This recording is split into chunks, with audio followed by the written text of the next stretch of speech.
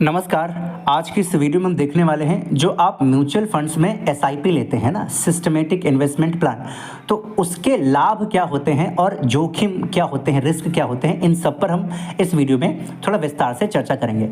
सबसे पहले mutual funds में हम देख लेते हैं आपको बेनिफिट्स यानी लाभ क्या होते हैं, जिसमें से सबसे पहला है डाइवर्सिफिकेशन। ठीक है, विविधीकरण। इसका मतलब क्या हुआ, आप जो पैसे एसआईपी के थ्रू म्यूचुअल फंड्स में लगाते हैं वो पैसा किया जाता है, कई सारे बॉन्ड्स में, कई सारे स्टॉक्स या शेयर्स में, कंपनीज के जो शेयर्स होते हैं उसको खरीद करके रखा जाता है, लगाया जाता है। जब उसका प्राइस बढ़ता है तो आपकी भी जो आपने पैसे लगाए हैं उसकी वैल्यू बढ़ती है, तो डाइवर्सिफिकेशन का लाभ आपको मिलता है।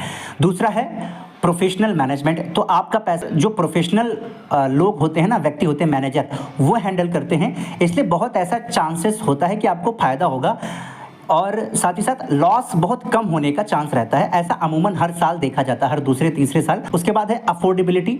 इसका मतलब क्या है कि आप 100 रुपए से भी अपनी एसआईपी स्टार्ट कर सकते हैं म्यूचुअल फंड्स में। 100 हो गया, 500, 1000, यानी मिनिमम 100 रुपए से आप अपनी एसआईपी शुरू कर सकते हैं। ठीक है, 500 रुपए से भी कई सारे लोग शुरू करते हैं, तो ये अफोर्डेबिलिटी है। कई सारे लोग क्या कर सकते हैं, छोटे अमाउंट लगाकर भी अपना म्यूचुअल फंड ले सकते हैं और धीरे धीरे अपना पैसा बढ़ा सकते हैं।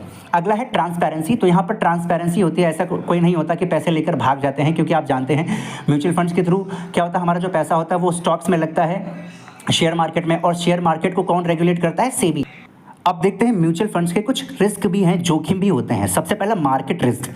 देखिए, मार्केट कब चलेगा कब नहीं चलेगा, ठीक है, कब गिर जाएगा कब उठ जाएगा, बूम कर जाएगा, ये किसी को नहीं मालूम होता है। तो नॉर्मली क्या होता है, मार्केट में उतार चढ़ाव रहते हैं, जिसके हिसाब से आपका जो परसेंट आपका रिटर्न होता है वो कभी ऊपर होता है कभी नीचे होता है। लेकिन नॉर्मली देखा जाता है कि लॉन्ग टर्म में आपको रिटर्न मिलता है 7%, 12%, 15% ऐसे मिलता है।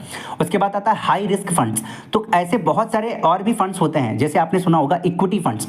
इसमें रिटर्न तो आपको बहुत ज़्यादा मिलता है, लेकिन इसमें जो रिस्क होता है वो भी बहुत हाई होता है। ठीक है, तो ऐसे बहुत सारे और भी फंड्स होते हैं।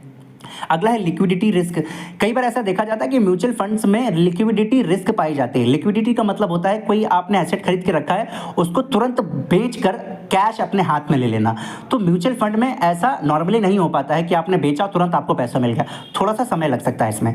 उसके बाद आता है मैनेजमेंट रिस्क। इसका मतलब क्या हुआ, अगर आप आपका जो म्यूचुअल फंड जो हैंडल कर रहा है मैनेजर, अगर वो प्रोफेशनल ना हुआ, मतलब उसके पास अच्छी खासी नॉलेज नहीं हुई, तो बहुत गड़बड़ मामला हो जाता है। ये बात आपको समझ में आ रही है। अंततः हम ये देखते हैं कि म्यूचुअल फंड्स में निवेश करने से पहले आपको इन लाभों और जोखिमों को अच्छे से आकलन करना चाहिए और अपने वित्तीय लक्ष्यों, जोखिम सहनशीलता और निवेश के समय की अवधि को ध्यान में रखकर निर्णय लेना चाहिए।